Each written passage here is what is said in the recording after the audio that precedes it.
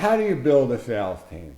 Good question, right? Everybody wants salesmen. Everybody wants great people. Oh, if I only had good people. If I only had a great salesman. Let me tell you, if everybody had a great salesman, you'd be out of business because it'd be too easy.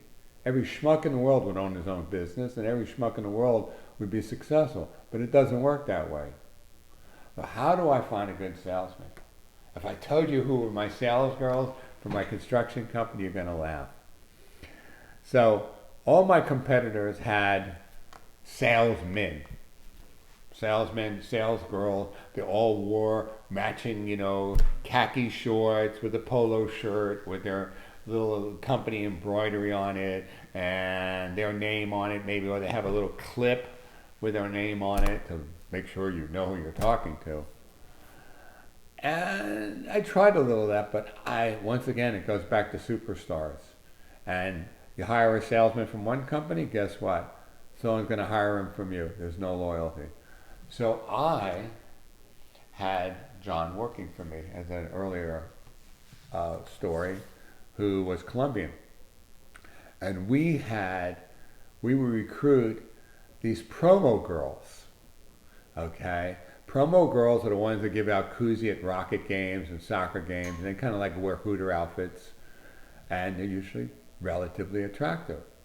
But some of them are very smart. And as a matter of fact, I'm going to tell you where I got my best sales girl from. So John spotted this girl at Bed Bath & Beyond, okay? And she was working in the warehouse, but it was just something about her that I talked about before on my YouTube when I talked about how do I find good people and about the Walmart story. So he saw her, goes, Ed, you got to shop this girl. She's really something. And she was from Medellin, Colombia. In Medellin, there's an expression that women they know how to talk. They're the best salesmen. I go like that. That's Colombian for she can talk, they can sell. So I go and see her, and she's walking by carrying this big box. And she's like a $110, 5'4", just this cute little thing, maybe 5'2", but I'll say 5'4" in case she hears this and make her feel taller. I got to make them happy. And I said, do you work here? She goes, yes, I work here. And people used to call her Tinkerbell. I said, Isabel. So Tinkerbell. I said, can you help me with the coffee pots there? She goes, no, I only work in a warehouse. I said, oh, I guess you're not very smart. She looked at me like, not very smart. She had punked up hair, half purple, half orange or something like that. Put the box in. Okay, what do you want? I said, this coffee pot here, I want $200 for this stupid coffee pot. That's ridiculous. This place rips people off. And she looked at me.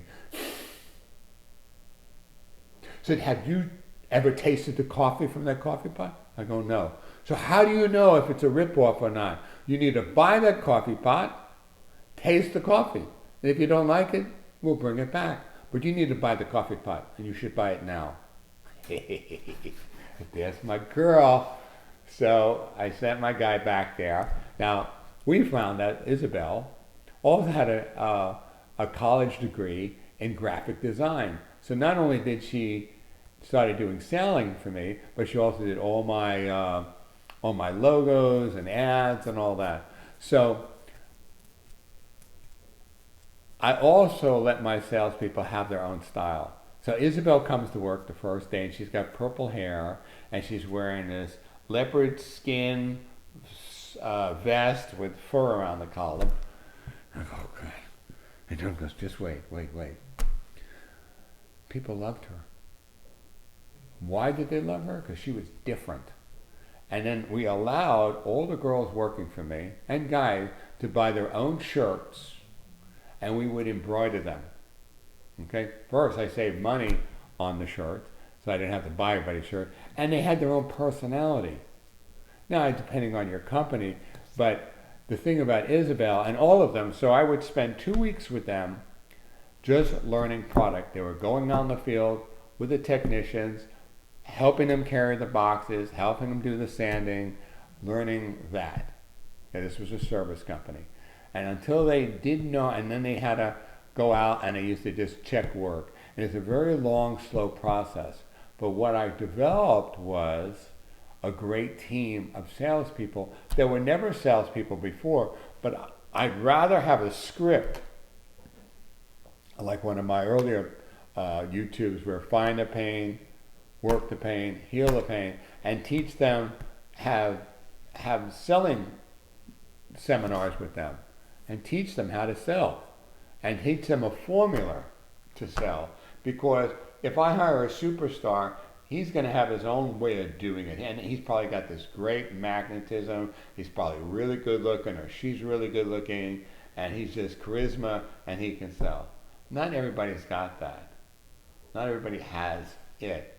So what I have to do is I have to teach them by script, give them a formula, and also really let them know the product, boots on the ground product knowledge. Literally going out there, working in the warehouse, whatever your business is, you need to have them really boots on the ground. So they can actually tell people, well, you know, the deliveries come on Tuesday because I've always helped a guy in the warehouse and I know this and I know that. And people really go, oh, this is not a pretty face, or this is just not a salesman. She knows her shit, or he knows his shit. So that's what I look for in a team, building a sales team, is not just a great salesman, but someone that has enthusiasm, like all my other positions, and someone that has a little swagger, but that's not as important.